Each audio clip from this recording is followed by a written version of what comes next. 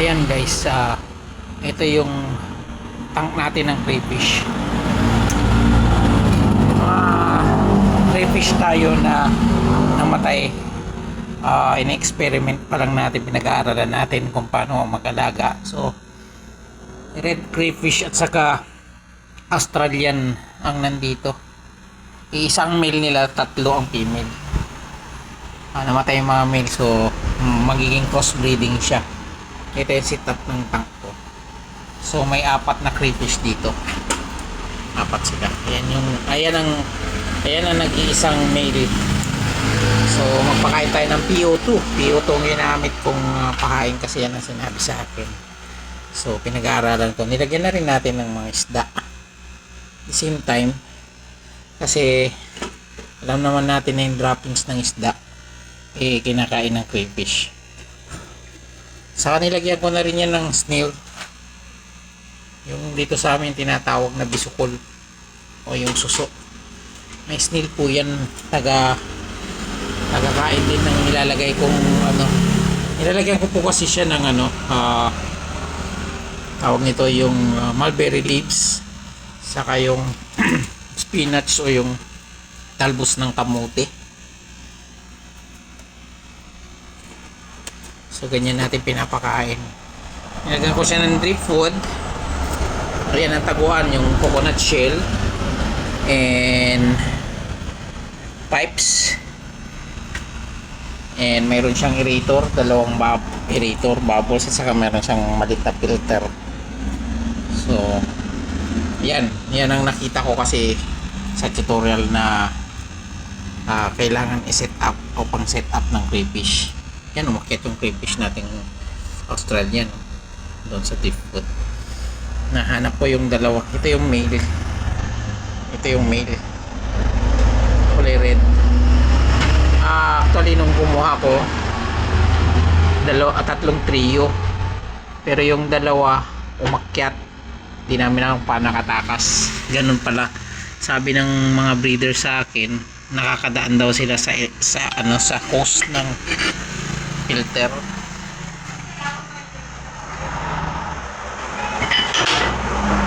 Set up ng natin. May krillings po akong binili, doon ko nilagay yung krillings.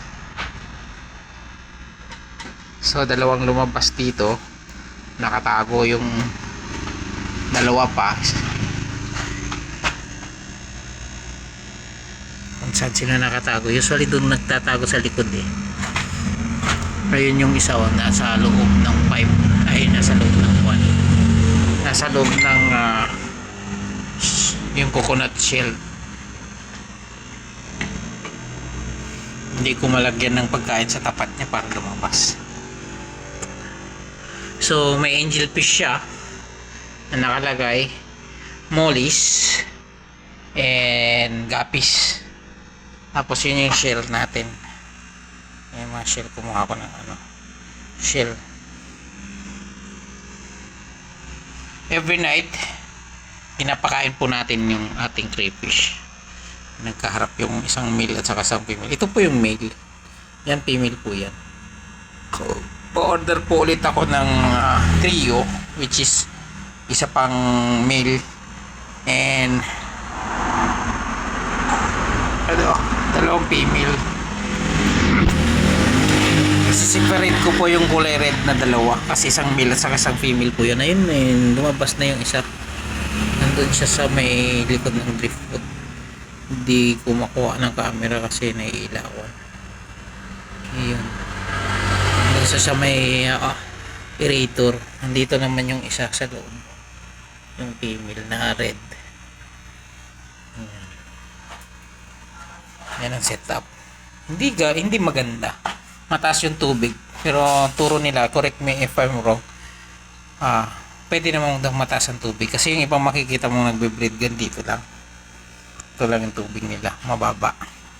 Pero tinaasan ko na rin para kasi yung filter system DIY, aakyat siya dyan, tulo siya dito, tapos papasok siya doon sa ilalim, babalik yung fresh na water na. So everyday tinitingnan po namin. Ayun na yung isa. tinitingnan po namin yung ano, yung mga fry po ng isda kasi nanganganak po yung ating mga molis at gapis.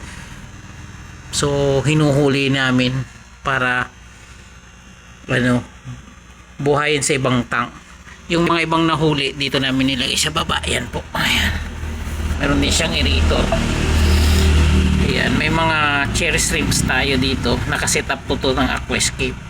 May dwarf sagi tayo. Ayan yung bilis lumaki, lalaki na yung ibang fry. Ayan, ayan, dito ko nilalagay yung fry.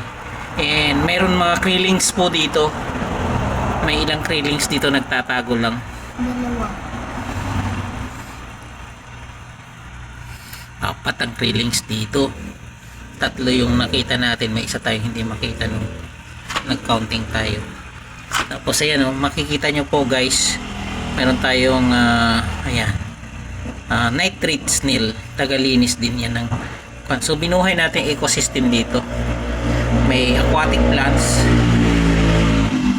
Tapos ang lalaki ng mga cherry shrimps natin dito. Yan, cherry shrimps po yan, pula-pula.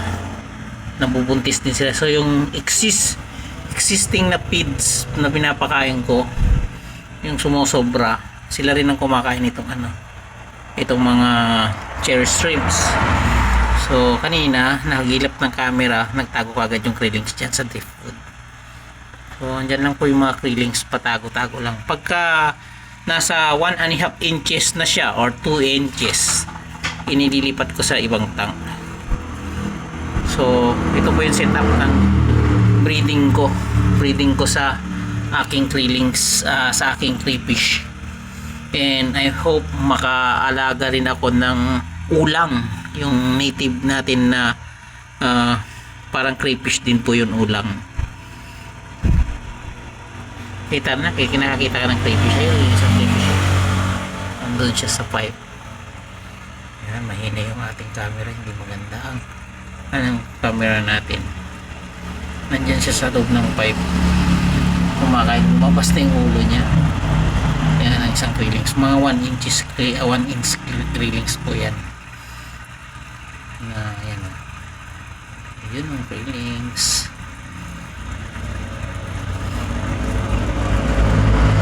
So ito yung setup ko. Kung may katanungan po kayo, comment nyo lang po. And kung mayroon kayong suggestion na information na gusto nyo malaman, subukan po natin na sagutin. Mag-leave lang po kayo ng comments sa baba. And please subscribe na rin. Ayan po.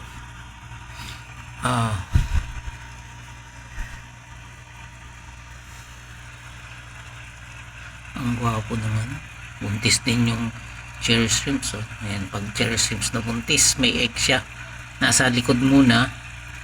Sa ibang araw, i-introduce natin yan. Mas madali kong introduce yung tungkol sa cherry shrimps. Dami pong cherry shrimps dito. Ayan, cherry shrimps po yan. Yan mga cherry shrimps natin. Yan guys. Mahirap pong palabasin ng mga krillings, pero ang crayfish po sa gabi po sila pinapakain. Sa gabi mo lang po sila pinapakain. So ito natural habitat ang ginawa ko dito. Mayroon tayong mga pebbles. Nakita ng pebbles, aerator, driftwood, pipe na tataguan, and natural aquatic plants. Ayan, dwarf sagittaria. Ayan, natural aquatic plants.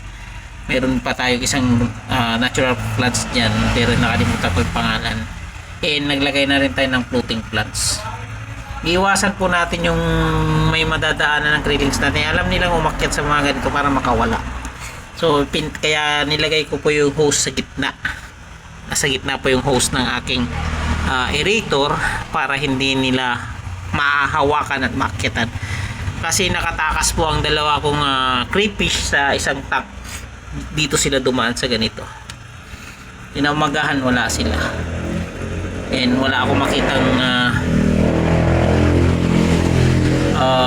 katawan kung kung anong nangyari sa kanila. So malamang sa malamang po nakain ng pusa nung lumabas, nakataas na feelings, meron dyan Dumaan na, nagtago sa dahon. So yan po, nilalagyan po namin din ng dahon. Yan, natural driftwood, natural plants, natural aquatic plants. Naka-pebbles po siya para sa quillings. Para in case po mag-brown out, at least meron po tayong ano. Hindi ko makita. Ay, maliit. Natatakpan ng dahon. Ayun. Oo. So, ayan po ang ano natin. Yan yung setup ng breeding natin muna kayo. Gumamit po ako muna ng, for start, gumamit po ako ng aquarium. Pero I'm planning to buy a tarapal pan or concrete pan, gawa ng concrete pan. So ayan po ang male natin na red crayfish, crayfish. And ito yung female na crayfish, yung Australian. Nandun naman yung red na female natin.